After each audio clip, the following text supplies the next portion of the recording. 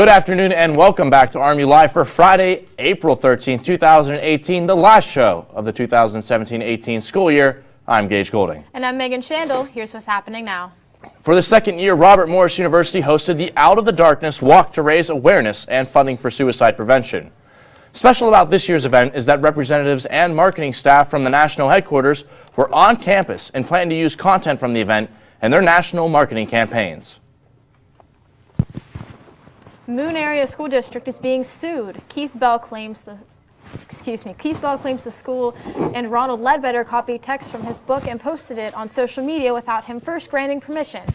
The plaintiff claims he is entitled to the damages.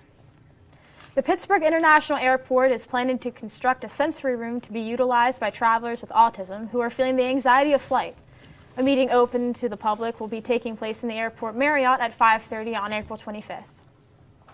A hillslide in North Braddock has closed a popular travel route in the city. I visited the scene where an entire apartment complex has been evacuated. Construction crews in Allegheny County are working around the clock to clean up the aftermath of this landslide behind me on Electric Avenue here in Allegheny County. Route 30 in North Braddock is now closed after a large portion of the road collapsed into the hillside this Saturday following a hard week of rain. The road collapsed on the Electric Avenue apartment complex below, and Ray Callahan was there when it happened. It was just like a big boom, you know, and I heard it. And I didn't know what it was, so I just didn't bother me for a while, you know. They came and knocked again and said, "Sir, we got to get out." I said, "What for? It's just mud. I'm on the second floor. I ain't going nowhere. It ain't gonna bother me, you know." And then he said, "Well, the building next door is cracked in half, sir." And I went out my patio and looked out the window and seen the building and smelled all the gas. And I said, "Well, I guess I better get out of here." Ray and other residents from the complex are now staying in the Doubletree Hotel in Monroeville, but aren't sure how long they'll be taken care of. And this is senior place with poor people. They don't have renter's insurance or nothing. Two buildings have been completely torn down, and crews are working to salvage what is left of the others. The Pennsylvania Department of Transportation, alongside local officials, don't have a timeline of when the cleanup and the rebuild is going to start and finish, or how long it's going to take. But crews said this road will be closed for several months. Reporting on Electric Avenue in North Braddock, Pennsylvania, Gage Golding, RMU-TV. Residents were let back into their apartments late this week to retrieve personal items, but do not know when they can move back in. A man in Allegheny County is dead after a power line came down and struck the person, killing him. Firefighters were called to a home in West Deer for a brush fire around 6:30 p.m. Thursday evening. When they got the fire under control, they discovered the property owner. Authorities say the homeowner is inspecting the property for damage when he came in contact with the live power lines and was electrocuted. The identity of the individual has yet to be released. A body was found last evening in the Allegheny River in Blawnox. Allegheny County Police received a 911 call around 7:30 p.m. for a male floating in the river near Sycamore Island. The victim has yet to be identified. We will provide updates on this story as they become available to our news team. The 17th Congressional District is coming up soon for Moon Township, and Robert Morris is in its new boundaries. Gage Golding sat down with the Democratic candidate Ray Linsenmeyer to learn more about his campaign.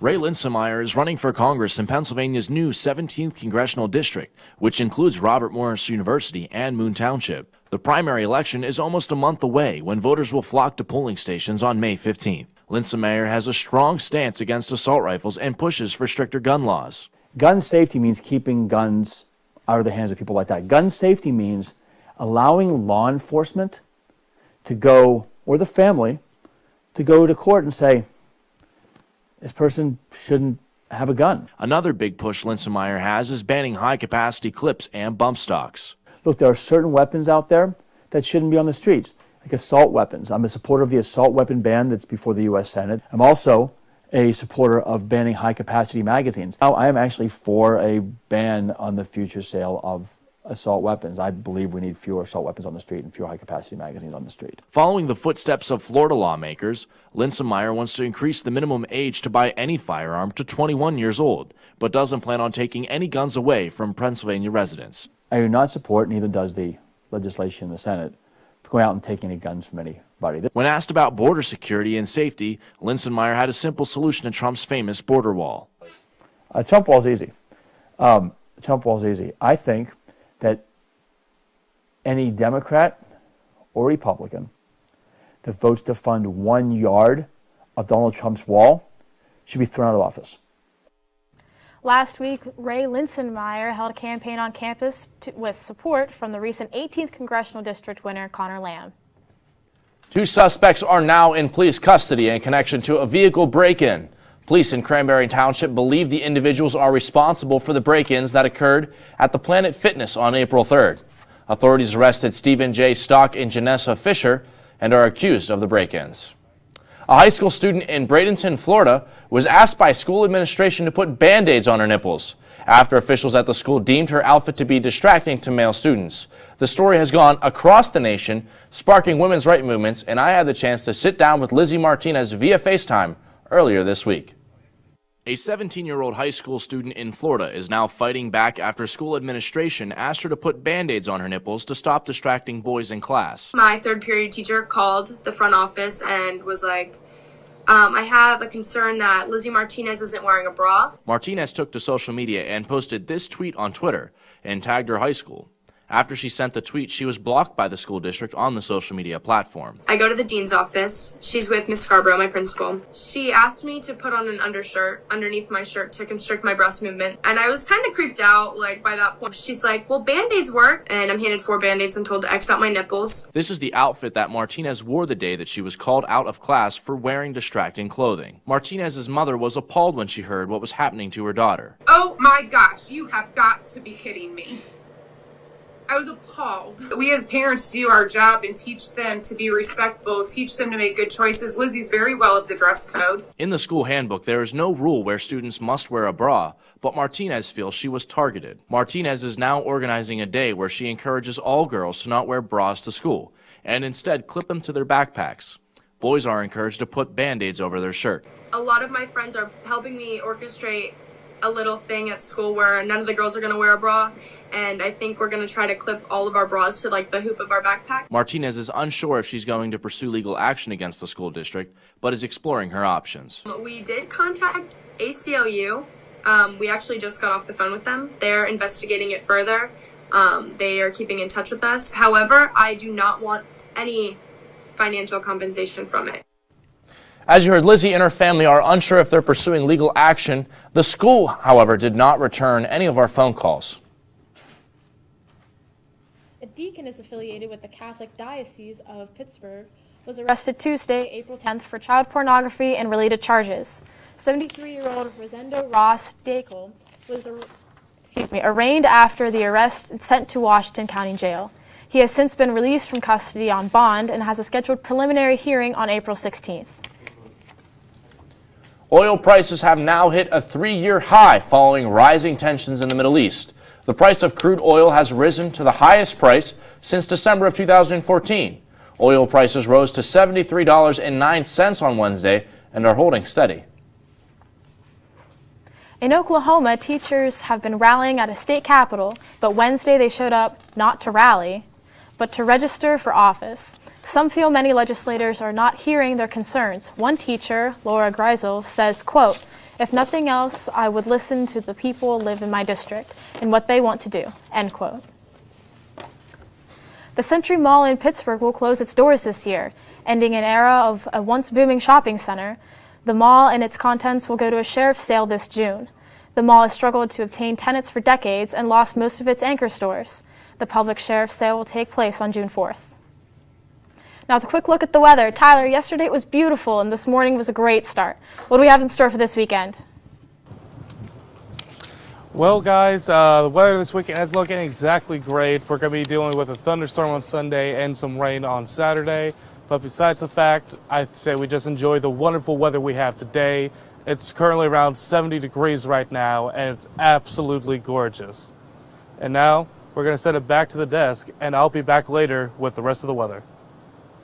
And for all you need to know about news, sports, arts, and entertainment at Robert Morris University and around the Pittsburgh area, visit RMU-CenturyMedia.com. Coming up, a Canadian doctor is facing charges of using his own sperm to inseminate patients.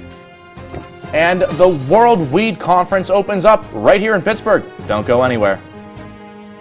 It appears these hot ashes are about to be dumped, which could possibly start a wildfire. How will Smokey deal with such a hot situation? The garden hose defense. Next, a thorough stir. Then another spray. And finally, feeling if the ashes are cool. Oh, yeah. Ah, yes, the selfie. A ritual practiced so frequently with this tribe, but not so much by Smokey Bear. Only you can prevent wildfires. They call me Prince like I'm royalty or something. But the places I've lived ain't no palaces. So I don't need grilled salmon or a new scratching post. Just give me a cardboard box and a can of tuna and we're good. You can even change my name. I'm cool being the kitty formerly known as Prince.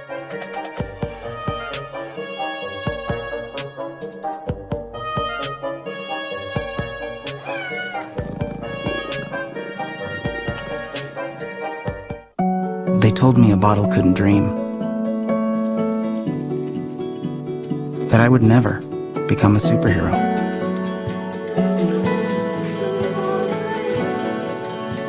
But I learned how to fly. Just to come back in a new disguise. And be the hero that I've always wanted to be.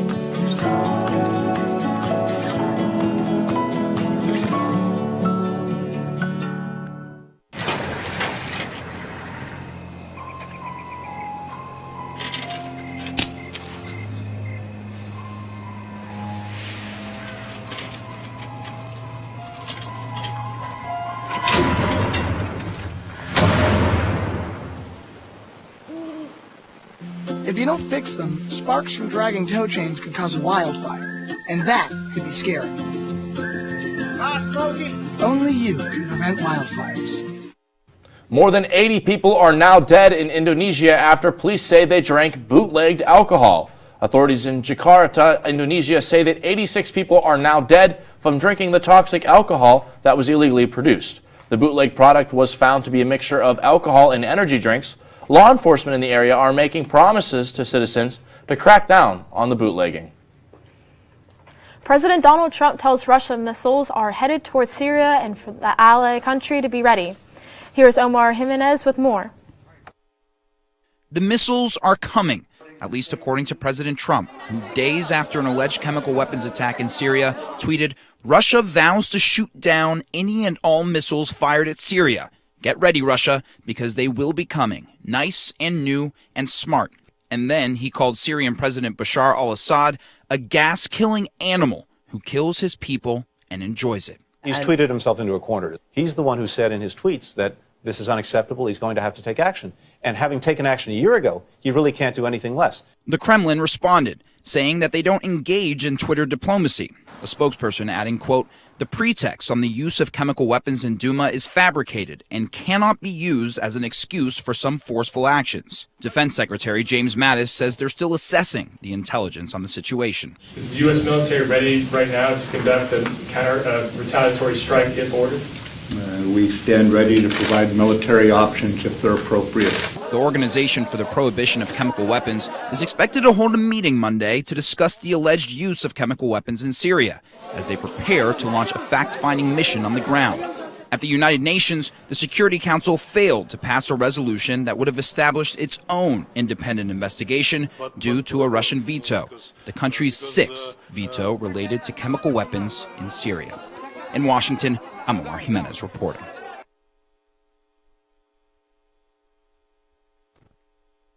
The United States is not publicly attacks on Syria at this time.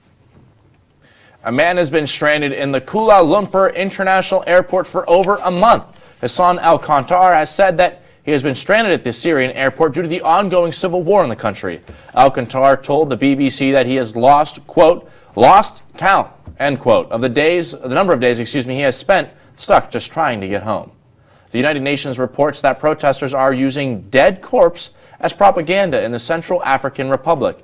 On Wednesday, protesters placed 17 bodies outside the UN building in Bangui in order to say that the UN has killed the civilians. The United Nations denies these claims. After a bombing of a Russian passenger plane that left no survivors in 2015, direct flights between Egypt and Russia have recommenced on Thursday. Air services are expecting more than 85% load factor. A fertility doctor in Canada has reportedly used his own sperm to father at least 11 children. According to a class action lawsuit, Dr. Norman Barwin is accused of using his own sperm without the consent of the families who he performed the insemination treatments for. The law firm representing the class action lawsuit states that the allegations date back as far as the 1970s and are as recent as the 2000s. The Gulf Clan is known as Colombia's largest drug gang with an estimated 1,800 members and is responsible for many smuggling routes to the U.S. and Russia. On Wednesday, a bomb killed 8 police officers while en route escorting officials handing back land to rural dwellers. The Colombian president, Juan Manuel Santos, ordered security forces to pursue the gang. The Office of the Residence Life, right here at Robert Morris University, announced that they will offer summer housing apartments to students that qualify. Students that want an apartment must be taking 6 or more credits, have an internship, or are part of an extracurricular activity sponsored by the school, plus pay an additional $70 a week for rent. In addition to summer housing, crews will be hard at work over the next 5 summers to bring major renovations to the 14 residence halls right here on campus. This summer, crews will be working on restoring restrooms, shower rooms, laundry rooms, and lounges in all halls, as well as Washington Hall, seeing new furniture, appliances, and paint. Renovations will extend through the 2021-2022 school year. Retired astronaut Mark Kelly will be speaking at Pittsburgh Speaker Series at Heinz Hall on Wednesday with his wife, Gabby Giffords, a congresswoman. Before his event, he was invited to stop at Yorktown Hall to talk to students, faculty, and staff. The World Medical Cannabis Conference opened up in Pittsburgh Thursday, only months after Pennsylvania lawmakers passed legislation to legalize medical marijuana. The 3-day conference is taking place at the David L. Lawrence Convention Center in downtown Pittsburgh and features some of the region's dispensaries. The National Aviary in Pittsburgh introduced their African penguin chicks to the water Thursday. The aviary put the penguins in the water for the first time at the organization's Penguin Point exhibit. The baby penguins are expected to permanently join the display on April 25th. Pittsburgh police reported late Thursday night of a missing teen from the north side. Police spokesman Chris Tondry says Anthony Sewell Jr. has been missing since Wednesday and was last seen wearing a black sweatshirt, jeans, and red shoes. Anyone with information is asked to call 412-323-7141. President Donald Trump has signed an executive order to create a force to study the United States postal system. Trump says that the Postal Service is on, quote, an unsustainable financial path, end quote. Coming up next on RMU-Live, over 80 people have died on bootleg alcohol. And Robert Morris receives a grant from the Governor Tom Wolf. All this and more coming right up after the break. They call me Maxie, but I prefer tripod. I was your above-average four-legged homie, and then wham-bam minivan. Some people pity me. Now that's lame. I still run, fetch, and swim. And the ladies love me. I'm the ultimate wingman. Just don't ask me to high-five.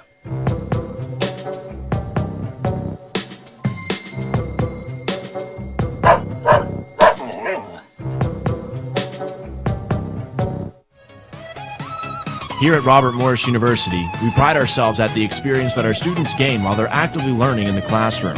Some even come back to share that knowledge with new students. I never dreamed that I'd be back here. I'm having so much fun. I'm doing a lot of what I was trained to do and what I went to school for. The Colonial Sports Network is a great opportunity for students to learn real job skills in sports programming. To be able to see what the students want to make of it, because it can be anything that they want. I love being here, seeing students, seeing myself in the students that work with me, and I'm really blessed to have so much talent to work with. It's really amazing. To be able to see students become successful after Robert Morris is really cool. Join the Colonial Sports Network team and expand your future today.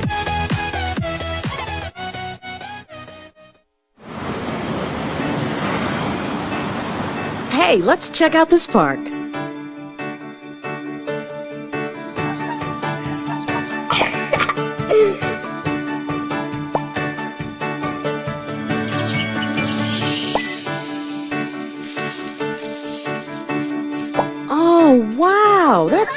really cool. To find a great local park or forest near you, go to discovertheforest.org.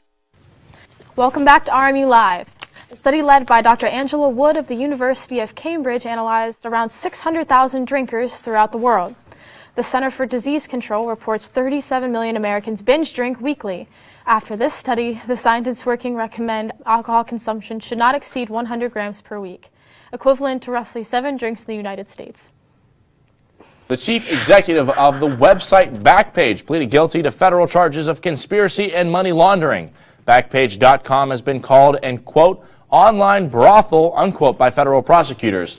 The website reported revenue of $500 million since its beginning in 2004, where it advertises escorts and massages. A new study has suggested the night owls are at risk of dying more than early birds. Here is Kim Hutcherson with more. Do you stay up late at night to watch TV, study, work, or play video games? Well, a new study published by the journal Chronobiology International suggests night owls have a 10% higher risk of dying from any cause than the early birds. The study tracked almost 500,000 adults in the United Kingdom over an average of 6.5 years. They found that people who stay up late tend to have worse health problems, such as diabetes, neurological, psychological, gastrointestinal, and respiratory disorders. Those who do enjoy late evenings may want to make extra efforts to maintain a healthy lifestyle. Eating right, exercising, and getting enough sleep can help balance out any damage done by those late nights. Understanding your biological clock and what's best for you is the right solution, no matter if you're a morning or an evening person. For today's Health Minute, I'm Kim Hutcherson. Thanks, Kim. The Pittsburgh Penguins opened up the Stanley Cup playoffs with a major shutout victory. Jordan Harshman has more on this story.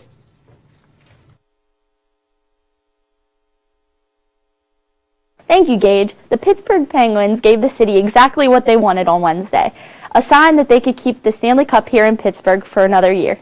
The Pens hosted the Philadelphia Flyers Wednesday night at PPG Paints Arena for the first game of the NHL Stanley Cup playoffs and secured a 7-0 shutout victory over the cross-state rival. Not only was the stadium filled to capacity, hundreds of people were outside of the arena to watch the game on the big screen. We had a crew down at the stadium to capture the action as it happened. The Penguins play later today at the Wells Fargo Arena in Philadelphia to try and get a 2-0 lead on the Flyers. Puck drop is at 7 p.m. The Penguins will be back in town on Sunday at 3 p.m. to host the Flyers. The big screen will be up outside, and only the most loyal fans will be there battling the 60-degree weather and rain forecast. Back to you, Gage and Megan. Our chief sports correspondent, Nick Hedrick, will have a full recap of the Penguins and more coming up for you right after the break. The school board of Marjorie Stoneman Douglas High School has voted against accepting state money to pay for high school staff members to be trained with firearms to carry on campus. The Broward County School Board vote against the program. School personnel will not be carrying firearms on school grounds. However, the funding will be redirected to pay for armed law enforcement to protect schools.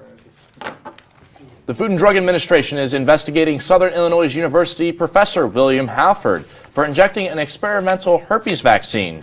The FDA states that Halford injected patients with the unauthorized vaccine without a safety oversight from the organization or review from the review board. Robert Morris University will be on the receiving end of an $87,000 grant from Governor Tom Wolf. The grant is a Pennsylvania manufacturer training to career grant that will help those seeking jobs in the manufacturing field the skills they need to gain employment. Be sure to tune into our other shows, RMU Live on Mondays at 1 p.m. and Fridays at noon, Sports Talk in the Berg and RMU Title Wednesdays at 5 p.m., and Colonial Sports Center Thursday at 9:30 p.m. only right here on RMU-TV. Coming up, we check in with Tyler Slendorn in our Weather Center with a full look at this beautiful weekend weather we have come up. And Nick Hedrick with our sports and the big Penguins win coming up next. They call me Maxie, but I prefer tripod. I was your above-average four-legged homie and then wham-bam minivan. Some people pity me. Now that's lame. I still run, fetch, and swim. And the ladies love me. I'm the ultimate wingman. Just don't ask me to high five.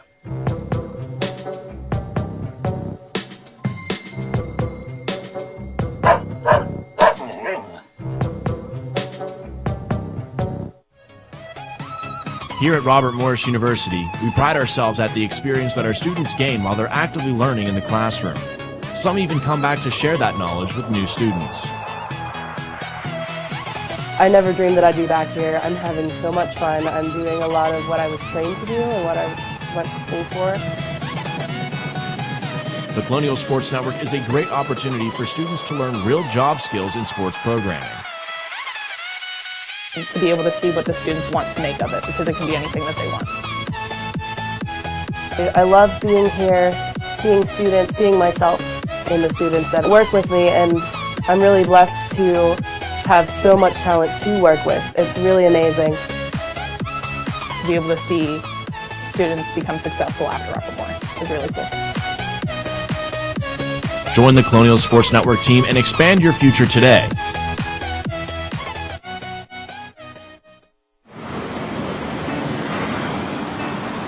Hey, let's check out this park.